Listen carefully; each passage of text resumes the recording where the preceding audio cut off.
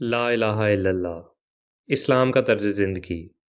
لا الہ الا اللہ ایمان کے اعلان کا پہلا حصہ ہے۔ معنی: اللہ کے سوا کوئی عبادت کے لائق نہیں۔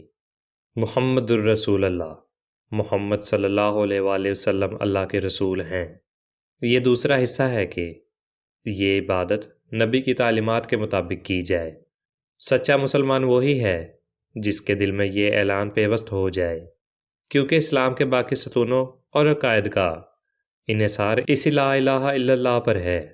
فرشتے، اللہ کی کتابیں، رسول، آخرت کی زندگی اور خیر و شر کا تصور سب اسی بنیاد سے جڑے ہوئے ہیں۔ نماز، روزہ، زکوٰۃ، صدقہ، حج اور مباح اور حرام چیزوں کی اللہ کی طرف سے مقرر کردہ حدود، انسانی معاملات، قوانین، اسلامی اخلاقی تعلیمات وغیرہ سب اللہ کی عبادت کی بنیاد پر ہیں، اور ان تمام تعلیمات کا سرچشمہ وہ نبی ہے جن کے ذریعے اللہ نے ہم پر ہدایت نازل کی۔ مسلم کمیونٹی وہ ہے جو اپنے اعمال اور خصوصیات میں ایمان کے اعلان کو زندہ رکھتی ہے۔ اگر کوئی معاشرہ اس عقیدے کو عملی جامہ نہ پہنائے تو وہ مسلمان نہیں کہلا سکتا۔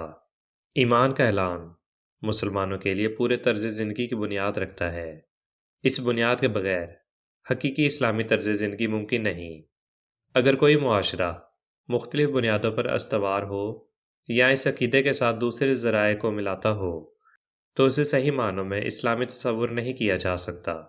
اللہ تعالیٰ نے قرآن مجید میں اس کی تاکید کی ہے: ان الحکم الا للہ امر الا تعبدوا الا ایاہ ذالک الدین القیم ولکن اکثر الناس لا یعلمون۔ ترجمہ: حکم تو صرف اللہ کا ہے۔ اس نے حکم دیا ہے کہ اللہ کے سوا کسی کی عبادت نہ کرو۔ یہ سیدھا دین ہے، لیکن اکثر لوگ نہیں جانتے۔